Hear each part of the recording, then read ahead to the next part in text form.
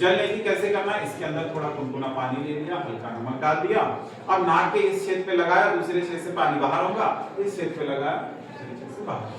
ये होती है जल नीति, ठीक है। जल नीति, इसके बाद आती है आजकल मॉडर्न टाइम में ये कैथेटर आ गए। तो आप में से कहीं पूछेंगे राजा चंद्रकपाली और महर्षि घिरण्य कहां से लाए रबर का कैथेटर? उस जमाने में फैक्ट्री थी क्या? तो बोले नहीं थी। उस जमाने में किसी और चीज से करते थे, सूत्र से करते थे, धागे से। लोटा तो हुआ करता था ना, लोटे से तो हो जाए, प्लास्टिक का नहीं था, किसी और का था, मेटल का था। प्लास्टिक का भी सिस्टम आ गया है। अब ये कैसे नाक में डालना, मुंह से निकालना। ये रबर नीति है, ये कैथेटर है, रबर का है, नाक से डालोगे, मुंह से बाहर निकाल दोगे, इसको रफ करोगे, साफ, हमारे नाक का छेद पूरा साफ हो जाएगा। ये जो पाइपलाइन है, ये जो नाक और मुंह के जुड़ जाती है ना यहाँ पर, ये जो पाइपलाइन है आपकी एकदम साफ सुथरी हो जाएंगी। इससे रबर नीति, सूत्र नीति, जल नीति, ठीक है। ये सूत्र नीति, ये सूत्र नीति नाक में डालते हैं, सामने में वैक्स लगी आपको। ये वैक्स पता है किस चीज की है? मोमबत्ती वाली नहीं है, ठीक है। ये वैक्स है हनीकॉम्ब, मधुमक्खी का छत्ता होता है, मधुमक्खी के छत्ते में जो वैक्स होती है वो वैक्स, ठीक है, वो मोम इसमें लगाई गई है। ऐसा कोई प्रयास नहीं करना कि इसकी मोम खराब हो गई, अब मैं क्या करूं, तो आप मोमबत्ती रखी हुई है, अब भी तो बोलते हैं, ठीक है। तो ये सूत्र नीति है, इसमें वैक्स।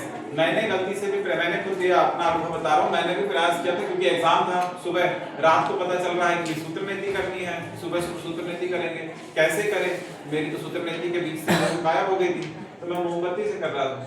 फिर पता नहीं कैसे प्रयास करके वहां पर मुझे षटकर्म डिपार्टमेंट में नई सूत्र नीति मिल गई, तो ऐसे डाल के निकालिए, इससे 10 नंबर मिलते थे, तो इसलिए करना जरूरी था।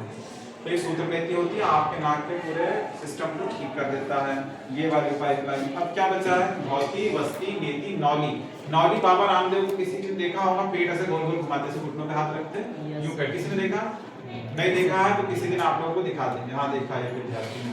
तो ये होता है नौली क्रिया, पेट की एक्सरसाइज, पेट की मसाज, ठीक है, नौली हो गया। उसके बाद क्या रह गया? त्राटक, कपालभाति। त्राटक क्या होता है? दीपक सामने रखते हैं, वो लाइट जलता है, उसको कंटिन्यू देखना होता है, एक टक देखो, आंख से आंसू ना आ जाए तब तक, ठीक है। अपनी हाइट के बराबर आंखों की सिधाई में होना चाहिए।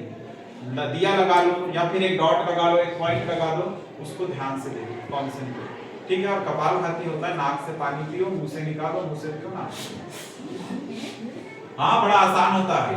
किसी किसी ग्रंथ में ये कहा गया है कि पानी को नाक से पियोगे तो जो मुंह से पीते हैं उससे ज्यादा लाभ देगा। दूध को नाक से पियोगे या घृत को, घी को नाक से पियोगे तो जितना मुंह से पीते हैं उससे ज्यादा लाभ देगा। कोई कहता है, अब कोई पी तो नहीं सकता।